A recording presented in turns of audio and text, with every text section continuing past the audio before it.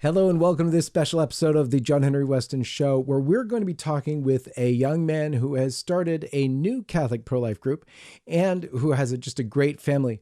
We know Gabriel Vance because we brought him to Rome. LifeSite began a first Catholic fellowship program and now an internship. And the first crew was just an incredible group of young Catholics, totally vibrant for the faith. And we've got Gabriel Vance with us today. Stay tuned.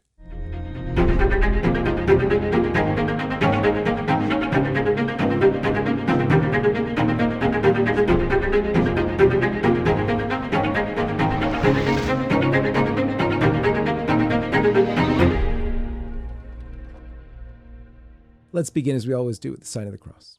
In the name of the Father, and of the Son, and of the Holy Ghost. Amen. Gabriel, welcome to the program.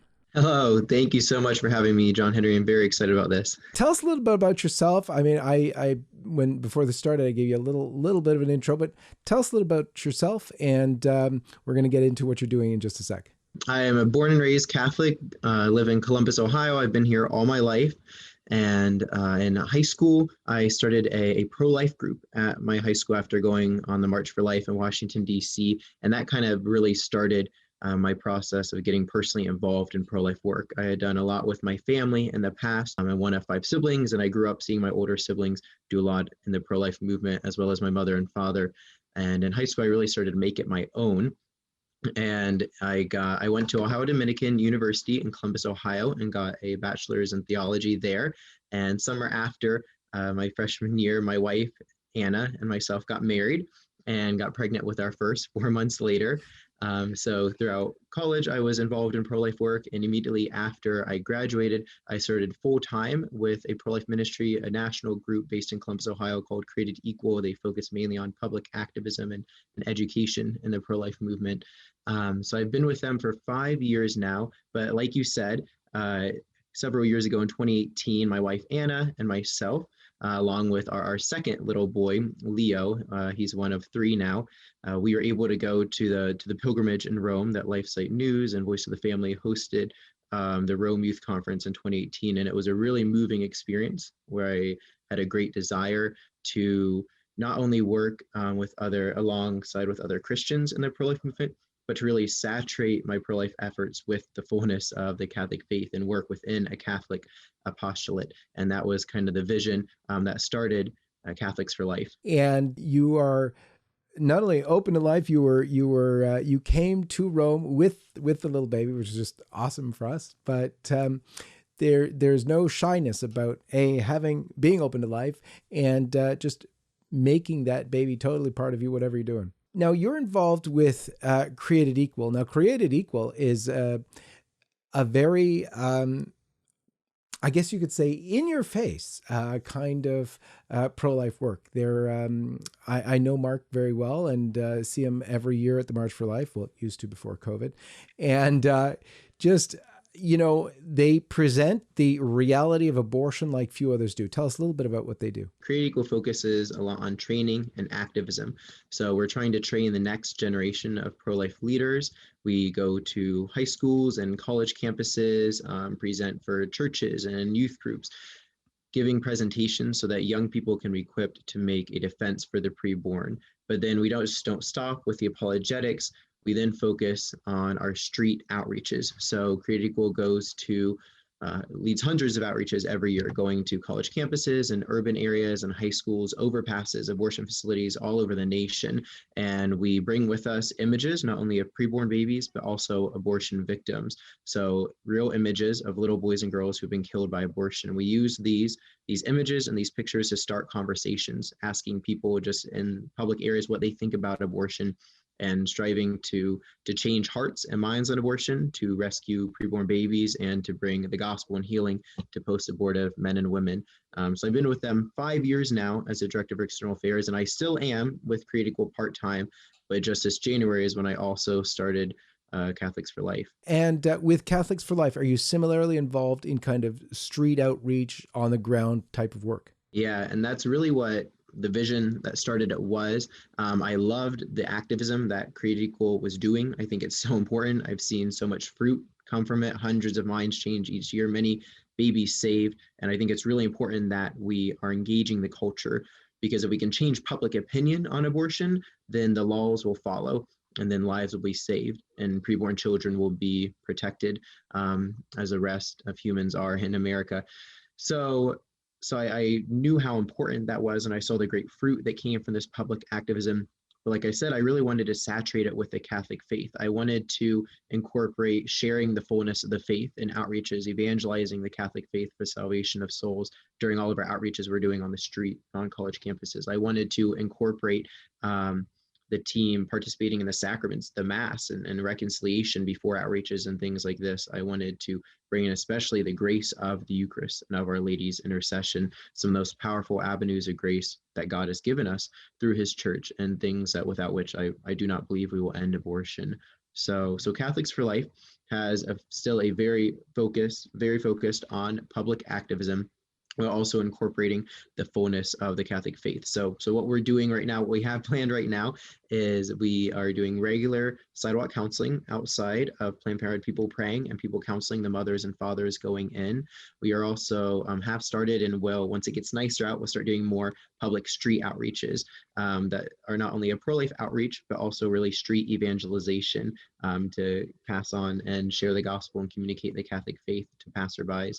And then we're also looking into organizing Eucharistic processions to abortion facilities. This has been done in other areas and has really been almost miraculous in closing down facilities, as well as different trainings and things we can do to maybe set up chapters or clubs at different high schools and churches and youth groups around the area to get more people involved. So those are some of the big projects we're doing. But yes, a very focused on education outreach, and very centered on this public activism. Now, one of the aspects that is, I guess, challenging here for a lot of people is, let's say I'm a young person at a high school. I've thought about doing this too. I'd like to speak to my friends. I'm just way too shy. How could I even do that? And you're on the street and you're supposed to start talking.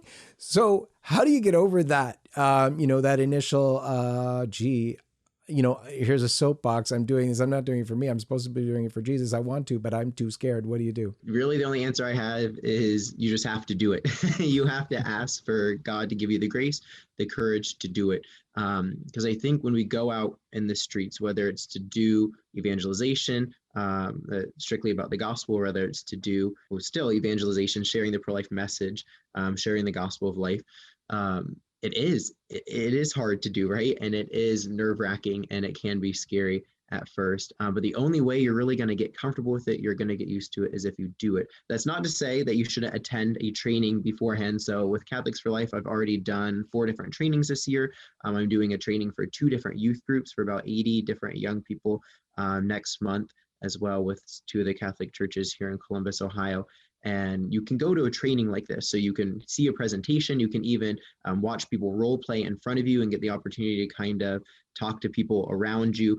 We usually set people up so they role play. So one person acts as a pro-abortion advocate, and the other person then defends the pro-life view, and you go back and forth in practice. So there's trainings like this to learn how to use science and reason to defend the unborn, how to settle counsel, minister to post-abortive men and women, how to use conversations about abortion as a springboard to go strictly into the gospel and share that with individuals. So there's these training, these opportunities to do this that can help equip you to begin with. But then to actually go out and do it, you just have to make a commitment. Find other people who are experienced, who've been out there before, go out there with them so you can kind of shadow them to begin with. But then you really just need to start having the conversations yourself, and really just entrust yourself to God's grace, ask for fortitude from the Holy Spirit, ask for that gift, and let Him guide you in your evangelization and your activism. So, Gabriel, let me just ask you one last question. How did you get the inspiration to start Catholics for Life? Well, John Henry, you mentioned how my wife Anna and I attended the Rome Youth Conference in 2018 with LifeSite News, and